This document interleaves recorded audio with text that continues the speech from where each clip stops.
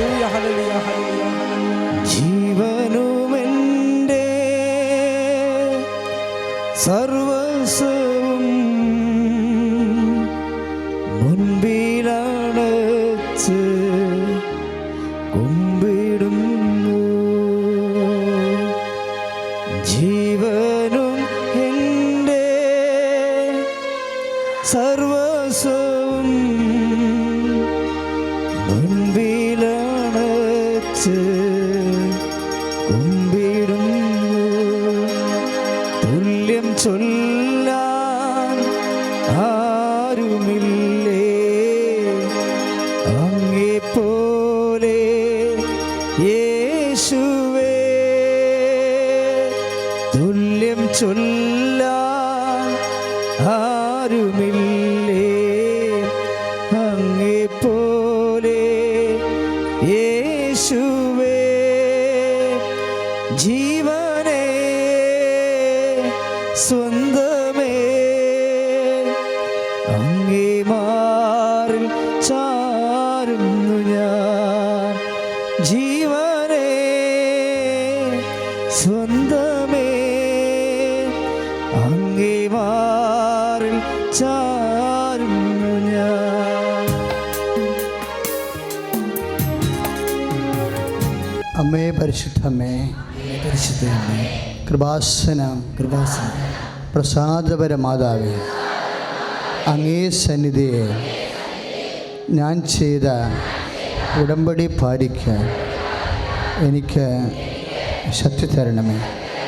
കൃപാസനത്തിലെ Marian കൃപാഭിഷേകം ധ്യാനത്തിൽ പങ്കെടുത്ത് പ്രാർത്ഥിക്കുന്നവരുടെ പ്രാർത്ഥനയോട് ചേർത്ത് എൻ്റെ ആവശ്യം സാധിച്ചു തരുന്നു.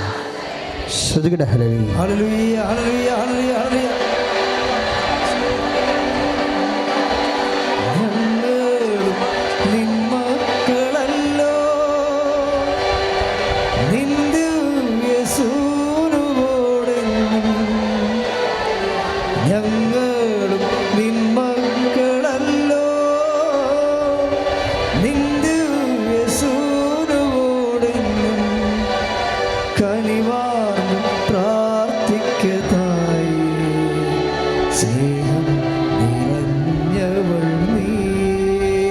പരിശുദ്ധമ്മേ, കൃപാസനം പ്രസാദപര മാതാവേ, ഈ സന്നിധിയിൽ ഞങ്ങൾ ചെയ്ത ഉടമ്പടി പാലിക്കാൻ എൻ്റെ കുടുംബത്തിന് ശക്തി തരുന്നു. ആദ്യ ചൊവ്വാഴ്ച കൃപാസനത്തിൽ ഉപവാസമെടുത്ത് പ്രാർത്ഥിക്കുന്ന സർവരുടെയും പ്രാർത്ഥനയോട് ചേർത്ത് എൻ്റെ കുടുംബത്തിൻ്റെ ആവശ്യം സാധിച്ചു തരുന്നു. ശ്രുതിയുടെ ഹല്ലേലൂയ.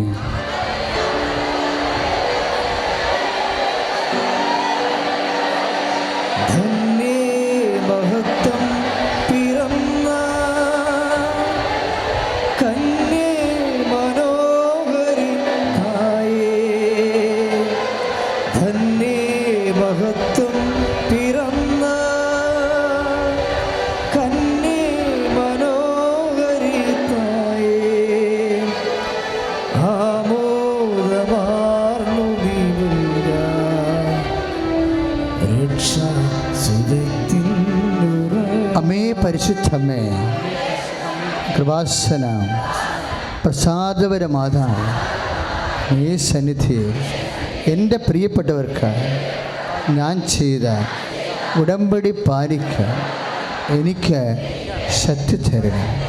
ആദ്യ ഞായറാഴ്ച കൃപാസനത്തിൽ നടക്കുന്ന ദിവ്യകാരുണ്യ ദമ്പതി ധ്യാനത്തിൽ പങ്കെടുത്ത് പ്രാർത്ഥിക്കുന്ന സർവരുടെയും പ്രാർത്ഥനയോട് ചേർത്ത് എൻ്റെ ആവശ്യം സാധിച്ചു തരണം. സ്തുതിയുടെ ഹല്ലേലൂയ.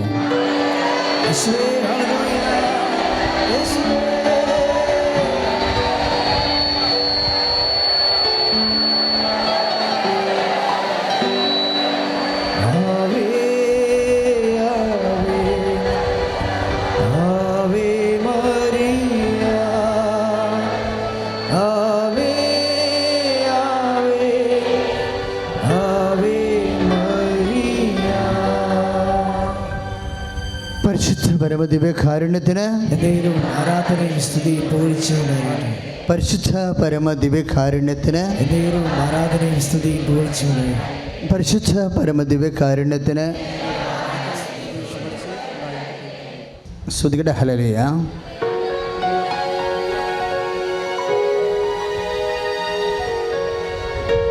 യേശുവേ നന്ദി. Hallelujah hallelujah hallelujah hallelujah. സ്തുതിക്കട്ടെ. Hallelujah hallelujah. യേശുവേ നന്ദി. Hallelujah hallelujah. യേശുവേ യേശുവേ യേശുവേ ഹല്ലേലൂയ ഹല്ലേലൂയ ഹല്ലേലൂയ. യേശുവേ യേശുവേ യേശുവേ യേശുവേ ഹല്ലേലൂയ ഹല്ലേലൂയ ഹല്ലേലൂയ. പേര് വെല്ലുവിളിച്ച ദൈവമേ, നിന്നെ സ്തുതിക്കുന്നു കർത്താവേ. Hallelujah hallelujah. ഉച്ചത്തിൽ സ്തുതിക്കട്ടെ. യേശുവേ സ്തുതിക്കട്ടെ. ഹല്ലേലൂയ. യേശുവേ യേശുവേ യേശുവേ യേശുവേ യേശുവേ ജീവിക്കുന്ന ദൈവമേ, മഹോന്നതനായ ദൈവമേ, യേശുവേ കർത്താവേ, സ്തോത്രം സ്തോത്രം കർത്താവേ. Hallelujah hallelujah hallelujah hallelujah. Praise the Lord. മക്കളെ, നമ്മൾ ആരാധനയിരിക്കുമ്പോൾ ജീവിക്കുന്ന ദൈവത്തിൻ്റെ തിരുസന്നിധാനത്തിൽ പരിശുദ്ധ അമ്മയുടെ മധ്യസ്ഥതയിലാണ് നമ്മൾ ഇരിക്കുന്നത്. കൃപാസനത്തിൽ ആരാധന നടക്കുമ്പോൾ നമ്മുടെ മനസ്സിലുണ്ടാകുന്ന അടിസ്ഥാന ബോധ്യങ്ങളാണ്. എന്താണ്? ഞാൻ ഈശോൻ്റെ മുമ്പിൽ ഇരിക്കുന്നത് പരിശുദ്ധ അമ്മയുടെ മധ്യസ്ഥതയിലാണ്. നമ്മുടെ ഉടമ്പടിയിൽ നമ്മൾ എഴുതിയിരിക്കുന്ന എല്ലാ വിഷയങ്ങൾക്കും അമ്മ ആരാധനയിൽ മധ്യസ്ഥം വഹിച്ചുകൊണ്ടിരിക്കുന്ന ദൈവികമായ സമയമാണ്. അമ്മ തന്നെ 2004 പ്രത്യക്ഷപ്പെട്ടത് ആരാധനയുടെ സമയത്താണ്. അതാണ് ആരാധനയ്ക്കുള്ള പ്രാധാന്യം. അതറിഞ്ഞുകൊണ്ട് സ്തുതിക്കട്ടെ. ഹല്ലേലൂയ.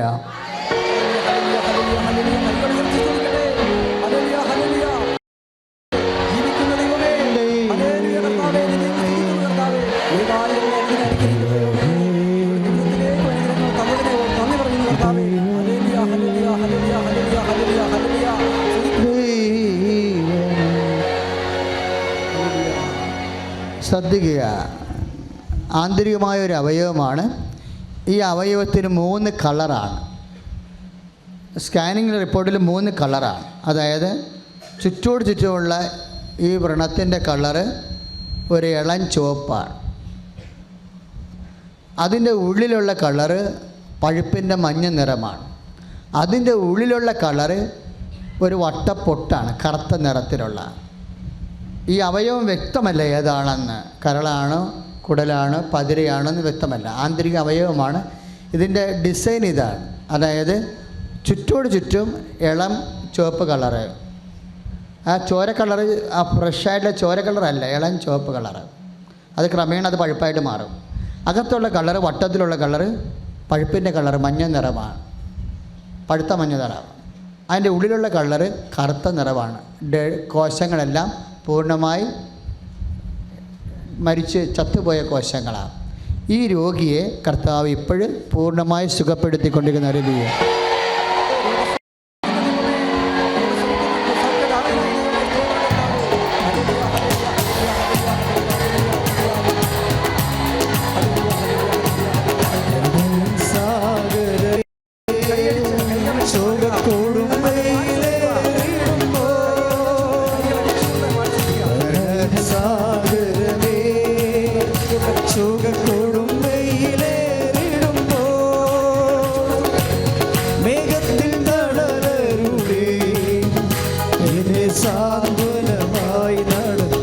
സങ്കടത്തോടെ പ്രാർത്ഥിക്കുക. മേഘത്തിൽ തണലരുളി എന്നെ സാന്ത്വനമായി നടത്താൻ. കരുണൈ സാഗരമേ, ശോകക്കൊടുവയിലേറിടുമ്പോ. കരുണൈ സാഗരമേ, ശോകക്കൊടുവയിലേറിടുമ്പോ. മേഘത്തിൽ തണലരുളി എന്നെ സാന്ത്വനമായി നടത്താൻ. മേഘത്തിൽ തണലരുളി എന്നെ സാന്ത്വനമായി നടത്താൻ. കൃപാസന മാതാവിന് നന്ദി, യേശുവാപ്പന് നന്ദി. ഞാൻ തൃശ്ശൂരിൽ നിന്ന് വരുന്നു, രാജേഷ് സെബാസ്റ്റ്യൻ. ഞാൻ ഖത്തറിൽ വർക്ക് ചെയ്യുന്നു, 10 വർഷമായി അവിടെ വർക്ക് ചെയ്യുന്നു. ഞാനൊരു കമ്പനിയിൽ ഫ്രീലാൻസറായിട്ടാണ് വർക്ക് ചെയ്യുന്നത്. ഫ്രീലാൻസർ എന്ന് പറയുമ്പോൾ നിങ്ങൾ ഒരു സ്ഥാപനത്തിൽ നമുക്ക് വർക്ക് ചെയ്യുമ്പോൾ പൈസ കൊടുത്തിട്ട് നമുക്ക് വേറെ കമ്പനിയിൽ വർക്ക് ചെയ്യാം. ഇതേപോലെ വർക്ക് ചെയ്തുകൊണ്ട് നിൽക്കുമ്പോൾ എന്താണ് ഞങ്ങൾ നാട്ടിൽ വന്നു. ഫാമിലിയായിട്ട് നാട്ടിൽ വന്നു. ഭാര്യ ഉടമ്പടി എടുത്തു. 22 ഉടമ്പടി എടുത്തു. 23 ഞാൻ ഉടമ്പടി എടുക്കാനായിട്ട് വരാൻ നിൽക്കണമ്പോൾ എനിക്ക് ഒരു കേസ് വന്നു കമ്പനിയിൽ നിന്ന്. അവർ ആക്ച്വലി 5000 റിയാലാണ് നമ്മൾ അവർക്ക് ഫസ്റ്റ് പേയ്മെൻ്റ് ആയിട്ട് കൊടുക്കുന്നത് എല്ലാ മാസവും ഇടാനായിട്ട്, സാലറി ആയിട്ട്. ഈ സാലറി ഇടാൻ കൊടുക്കുന്ന പൈസ അവർ ബ്ലോക്ക് ചെയ്തിട്ട് എനിക്കെതിരെ കേസ് കൊടുത്ത് അബ്സ്കോണ്ടിങ് ആയിട്ട് ഞാൻ ചാടിപ്പോയി എന്ന് പറഞ്ഞുകൊണ്ട് കേസ് കൊടുത്ത് കഴിഞ്ഞപ്പോൾ എനിക്ക് നാട്ടിലേക്ക് വരാൻ പറ്റില്ല. അപ്പോൾ ട്രാവൽ ബാൻ വന്നു. ട്രാവൽ ബാനിൽ നമുക്ക് കേസ് തീരുന്നത് വരെയും നാട്ടിൽ പിന്നെ വരാൻ പറ്റത്തില്ല. ആ ടൈമിൽ എൻ്റെ മോള് കാനഡയിലാണ് പഠിക്കണത്.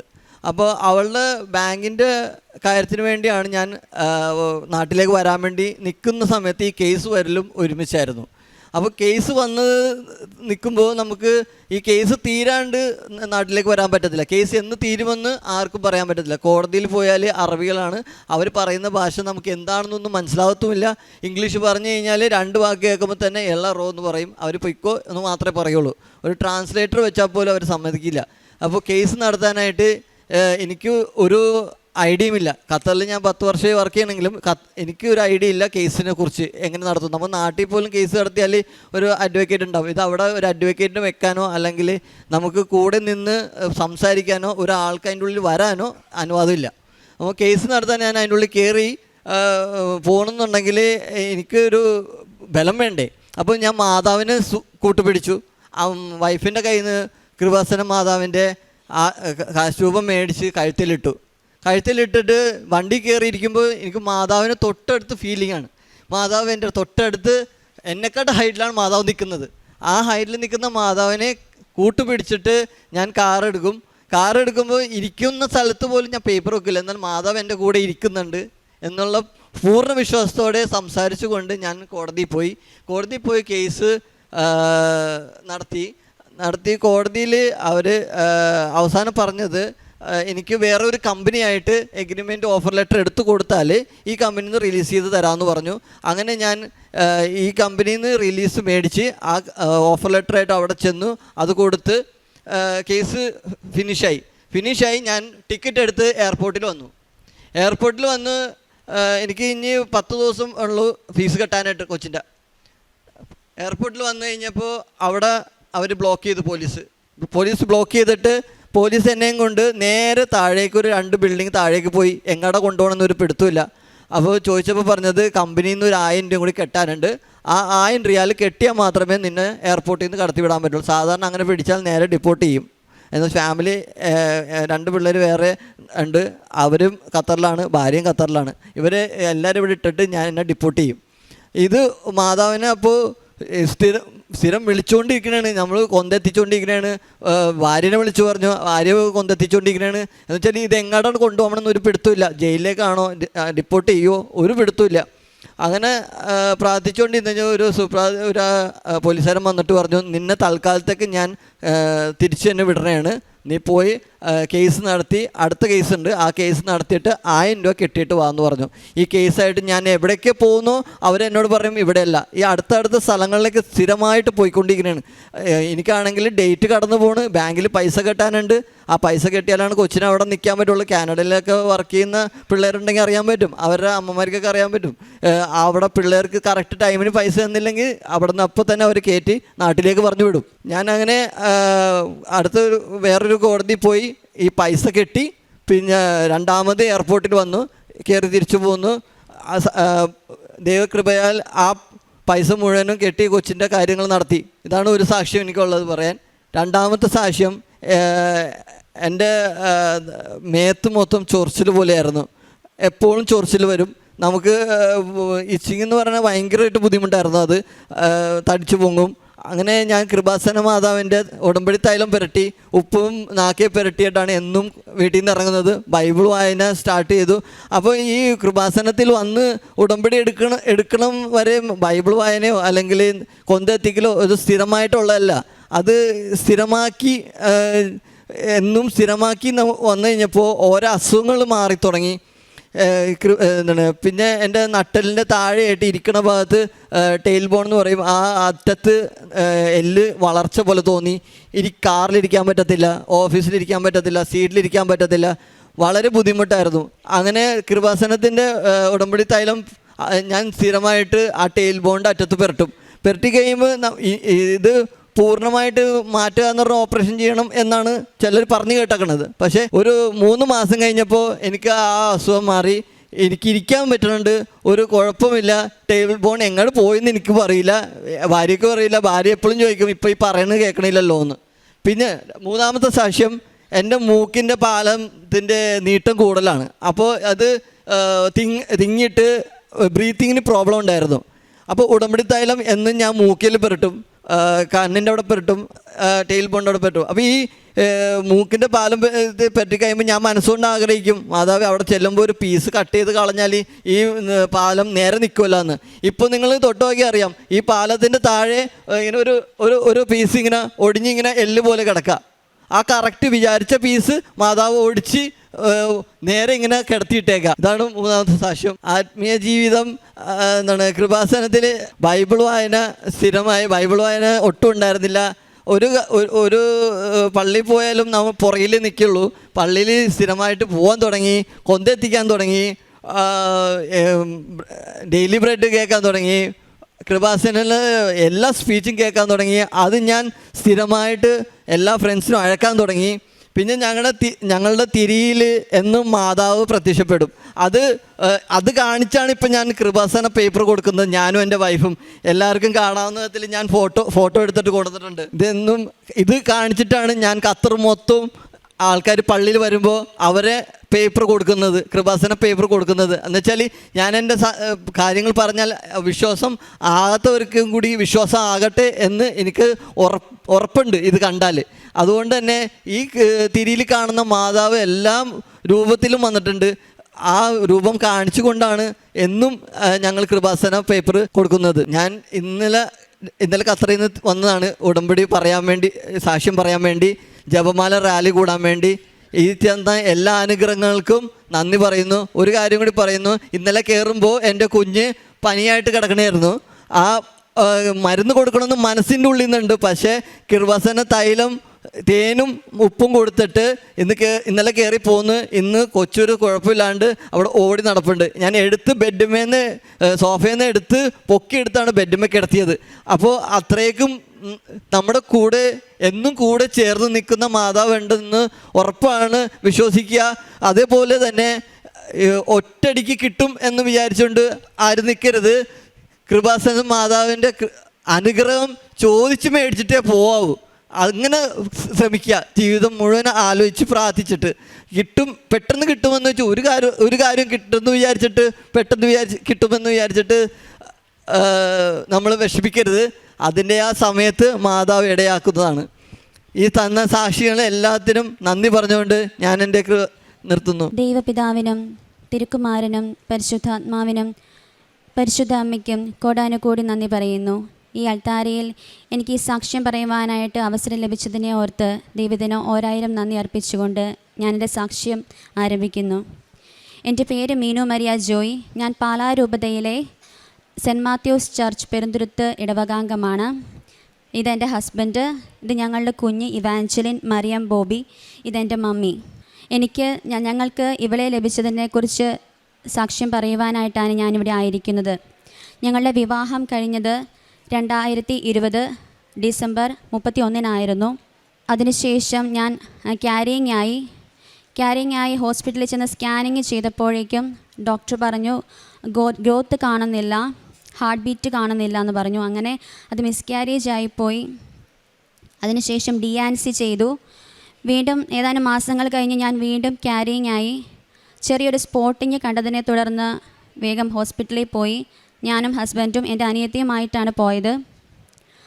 അവിടെ ചെന്ന് ഡോക്ടർ ഇമ്മീഡിയറ്റ് ആയിട്ട് സ്കാൻ ചെയ്തു. സ്പോട്ടിങ് കണ്ടതുകൊണ്ട് ബ്ലഡ് ടെസ്റ്റും കാര്യങ്ങളും എല്ലാം ചെയ്തു. ഡോക്ടർ പറഞ്ഞു ഗ്രോത്ത് വളരെ നന്നായിട്ടുണ്ട്, പക്ഷേ യൂട്രസിലല്ല കാണുന്നത്, അത് ട്യൂബൽ പ്രഗ്നൻസിയാണ്, എക്ടോപിക് ആണെന്ന് പറഞ്ഞു. അതുകൊണ്ട് ഗ്രോത്ത് ഉള്ളത് കൊണ്ട് ട്യൂബ് റപ്ചർ ആവാൻ ചാൻസ് ഉള്ളത് കൊണ്ട് തന്നെ ഇമ്മീഡിയറ്റ് ആയിട്ട് സർജറി ചെയ്യണമെന്ന് പറഞ്ഞു. അങ്ങനെ വളരെ പെട്ടെന്ന് അഡ്മിറ്റാക്കി എന്നെ റൂമിലേക്ക് ഷിഫ്റ്റ് ചെയ്തു. ഞാൻ തന്നെ ഒരുപാട് വിഷമിച്ചു. പെട്ടെന്ന് തന്നെ എനിക്ക് കീഹോൾ സർജറി ചെയ്തു. എൻ്റെ ഒരു ട്യൂബ് റിമൂവ് ചെയ്തു. അതിനുശേഷം ഡോക്ടർ പറഞ്ഞു ഇനിയും പ്രഗ്നൻ്റ് ആകുമ്പോഴേക്കും ഒന്ന് ട്യൂബൽ പ്രഗ്നൻസി ആയതുകൊണ്ട് തന്നെ ഇനിയും അടുത്തത് ട്യൂബിൽ ആവാനായിട്ട് ചാൻസ് ഉണ്ടെന്ന് പറഞ്ഞു. അപ്പം ഞങ്ങളൊരു റിസ്ക് എടുക്കാനായിട്ട് തയ്യാറല്ലായിരുന്നത് കൊണ്ട് കുറച്ച് നാളത്തേക്ക് ഞങ്ങൾ ബേബിക്ക് വേണ്ടി ട്രൈ ചെയ്തില്ല. അതിനുശേഷമാണ് എൻ്റെ മമ്മി കൃപാസനത്തെപ്പറ്റി ഞങ്ങൾ അറിഞ്ഞു. മമ്മി ഇവിടെ വന്ന് ഉടമ്പടി എടുത്തു. മമ്മി ഉടമ്പടിയിലൂടെ പ്രാർത്ഥിക്കാനായിട്ട് തുടങ്ങി. മമ്മിയുടെ ഉടമ്പടിയിൽ ഞാനും പ്രാർത്ഥനയിലൊക്കെ പങ്കുചേർന്നു. അതിനുശേഷം വീണ്ടും മമ്മി എന്നോട് പറഞ്ഞു ഞാനും വന്ന് ഉടമ്പടി എടുത്തു. ഞാൻ ഉടമ്പടി എടുത്തത് 2024 ഏപ്രിൽ മാസമായിരുന്നു. ഉടമ്പടി എടുത്തതിന് ശേഷം ജൂലൈയിൽ ഉടമ്പടി പുതുക്കേണ്ട സമയമായപ്പോഴേക്കും ഞാൻ പ്രഗ്നൻ്റായി. അപ്പോൾ ഡോക്ടർ പറഞ്ഞു, ഞാൻ ഒരു സ്പോട്ടിങ് കണ്ടതുകൊണ്ട് തന്നെ ഞങ്ങൾ പെട്ടെന്ന് ഹോസ്പിറ്റലിൽ പോയി.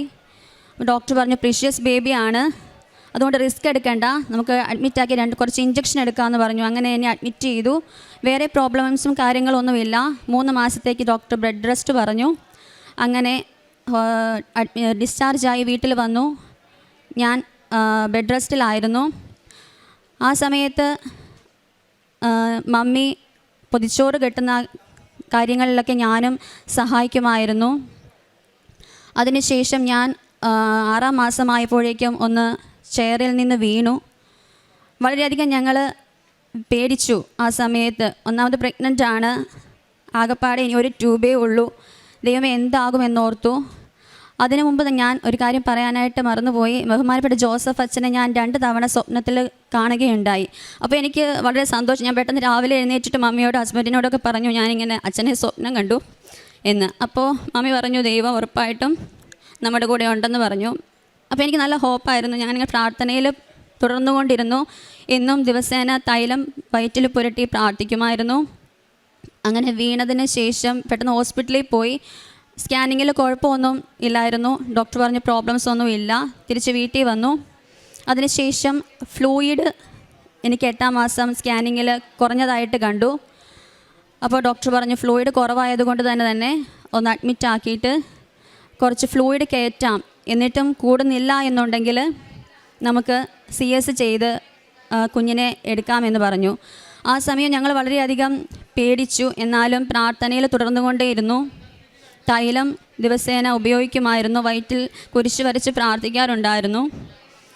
അവസാനം ഞങ്ങൾക്ക് ഫെബ്രുവരി മാസം 20-ാം തീയതി 2025 ഞങ്ങൾക്ക് ദൈവം ഇവളെ നൽകി അനുഗ്രഹിച്ചു.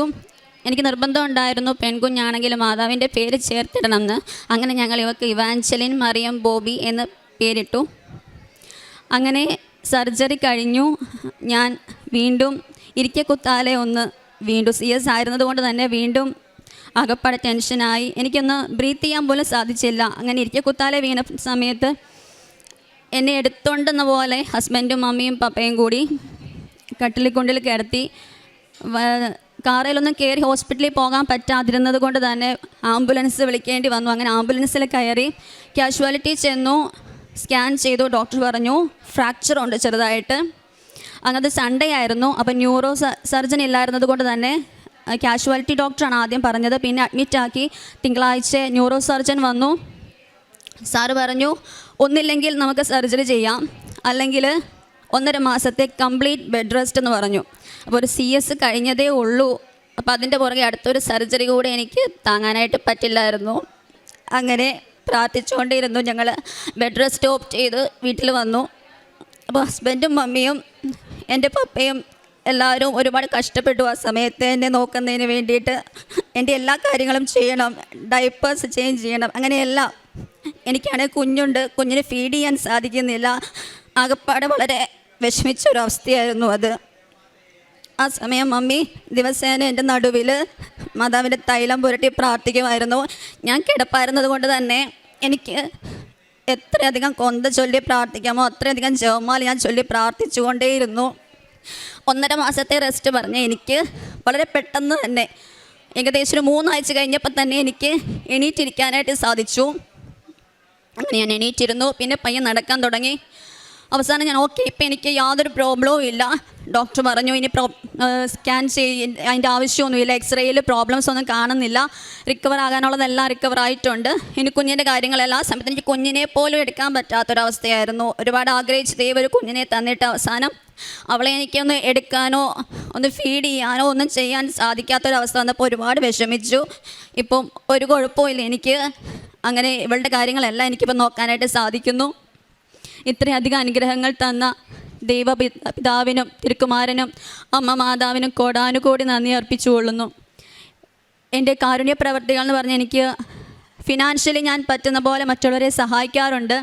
പിന്നെ പൊതിച്ചോറ് മമ്മി ഹോസ്പിറ്റലിൽ മെഡിക്കൽ കോളേജിലൊക്കെ കൊണ്ടുപോയി കൊടുക്കുകയും അല്ലെങ്കിൽ വീടുകളിൽ ആരെങ്കിലും എന്തെങ്കിലും സഹായത്തിനായിട്ടൊക്കെ വരുന്ന സമയത്ത് അവർക്കും അതിലൊക്കെ ഞാൻ എനിക്ക് പറ്റുന്ന രീതിയിൽ എൻ്റെ സഹായം അവർക്ക് ചെയ്തു കൊടുക്കാറുണ്ട്. പിന്നെ പത്രം, കൃപാസന പത്രം പറ്റുന്നത് പോലെ ആദ്യം പ്രഗ്നൻ്റ് ആയിരുന്ന സമയത്ത് ബെഡ് റെസ്റ്റ് പറഞ്ഞതുകൊണ്ട് തന്നെ എനിക്ക് ആ സമയത്ത് കൂടുതലായിട്ടൊന്നും ചെയ്യാനായിട്ടൊന്നും സാധിച്ചില്ല. എന്നിരുന്നാലും അടുത്തുള്ള വീടുകളിലും അങ്ങനെയുള്ള അവിടെ അടുത്തൊക്കെ ഞാൻ പത്രങ്ങൾ വിതരണം ചെയ്യാറുണ്ടായിരുന്നു. പിന്നീട് ഹോസ്പിറ്റൽ മെഡിക്കൽ കോളേജിലൊക്കെ പോയി അങ്ങനെ കുറച്ച് തവണ പത്രം വിതരണം ചെയ്യാൻ സാധിച്ചിട്ടുണ്ട്. എനിക്ക് ഇത്രയധികം അനുഗ്രഹങ്ങൾ തന്ന ദൈവപിതാവിനും അമ്മ മാതാവിനും കോടാനുകോടി നന്ദി അർപ്പിച്ചുകൊണ്ട് ഞാൻ ഈ സാക്ഷി അവസാനിപ്പിക്കുന്നു.